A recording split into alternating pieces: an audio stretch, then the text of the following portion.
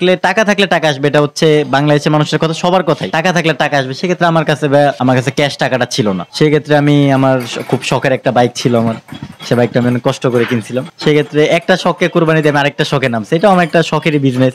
বাসা থেকে লাস্টে সাপোর্ট করছে, মানে সব প্রথমে অ্যালাউ করে নাই, তারপরে গুছানোর পরে প্রথমে বলছে এখনো পড়ালেখার সময়, এগুলো করার সময় না। সেক্ষেত্রে আমি আস্তে ধীরে নামছি। দেখছি আমি যেহেতু আগ্রহ প্রকাশ করতেছি, সেক্ষেত্রে যখন আমি বাইকটা বিক্রি করছি, তারপর তারা একটু সাপোর্ট দিচ্ছে, না কিছু করার ইচ্ছা আছে। হ্যাঁ অবশ্যই টিট করে বলে চা ব্যবসায়ী। আমি এটা এনজয় করি ভাই, এটা আমার বিজনেস। তারা কি বুঝতেছে, ওরা সময় বাজে জায়গায় লাগাইতেছে, আমি আমার সময়টাকে ভাই বিজনেসে আমি শিফট করছি।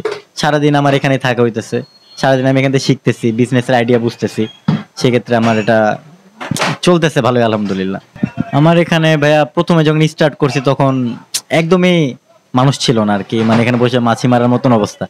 তারপর ৩-৪ সপ্তাহ পর যখন পরিচিতি পাইছে আমার এই জায়গাটা, তারপর আলহামদুলিল্লাহ আমার সন্ধ্যার পরে ক্রাউড অনেক থাকে।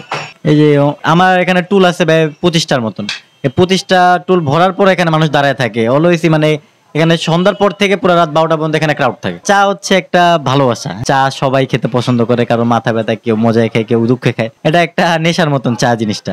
সেক্ষেত্রে আমি এই ব্যবসাটাই চুজ করছি, যেহেতু এটা সব পার্মানেন্টলি আর কি, কারণ এই বিজনেসটা আছে যেটা সবাই চলতেছে, চলবে ইনশাল্লাহ। এই কারণে আমি বিজনেস নামছি। আমার প্ল্যান একটু বড়, আমি ইনশাল্লাহ আগে এগিয়ে যাওয়ার চেষ্টা করতেছি এই বিজনেসের মাধ্যমে। অনেকে অনেক ছোট থেকে উপরে, আমিও ছোট থেকে চেষ্টা করতেছি, আল্লাহ বর্ষে কি হয়, সামনে ফিউচারের কথা বলতে পারতেছি না, বাট এখন থেকে আমি চেষ্টা করতেছি সামনে কিছু করার। বাসায় বসে কিন্তু জিনিসটা জমে না, বাইরে বসে চায়ের সাথে কিন্তু চায়ের সাথে আড্ডাটাও জমে। এই কারণে বাইরে বসে মানুষ চাটা খেতে পছন্দ করে বাসার থেকে। আমার দোকানটা নিতে অলমোস্ট ১.৫-২ লাখ টাকার মতো চলে গেছে। আমার বাইক বিক্রি করার টাকাটাই সম্পূর্ণ এখানে, আর কিছু জমাইছে, ওই টাকাগুলো আমার এখানেই খাটাইছি। বিজনেসটা হচ্ছে রিস্ক। হ্যাঁ এখানে লসও আছে, লাভও আছে। এখন আমি লাভ লস আমি যদি শুধু লাভই চাই, তাহলে কিন্তু আমি ব্যবসা করতে পারবো না।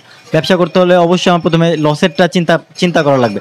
সেক্ষেত্রে আমি লসটাকে চিন্তা করে আমি প্রথমে, যেমন আমার ১-২ মাস আমার খুব খারাপ অবস্থা হয়েছিল, সেক্ষেত্রে আস্তে ধীরে এখন তো আমার আলহামদুলিল্লাহ চলতেছে ভালো। এখন আমি প্রথমে লস দেখে আমি এখন লাভ দেখতেছি, এই কারণে আমি আশা হারাইনি। আশা হারানো যাবে না কোনো কিছু, ব্যবসার ভিতর লাভ লস আছে। যে প্রায় ৪০-৫০টা আইটেম আমার চা আছে, মানে সব ধরনের চা, যা মানে চার জগতে যেসব চা আছে আমার এখানে সব চা আছে ইনশাল্লাহ। কে বলবো, চা ভাল লাগতো, নিজের ভাল লাগতো, চা খেতাম, অনেক জায়গায় চা খেয়েছি, চা খেতে ভালো লাগে। দেখলাম আমাদের এরিয়াতে এলাকায় এরকম এক দোকান অভাব, এরকম দোকানটা নাই। সেক্ষেত্রে আমি এটা দেওয়ার চিন্তা ভাবনা করলাম, যেহেতু আমার এইচএসসিটা কমপ্লিট হয়েছে, এখন গ্যাপটা আছে, গ্যাপের মাঝখানে আমি কিছু দেওয়ার চিন্তা ভাবনা করছি, এর থেকে যেন আমি আগাইতে পারি সামনের দিকে, এবং নিজের যে খরচটা আছে এই খরচগুলো ইনশাল্লাহ এখান থেকে উঠে যায়।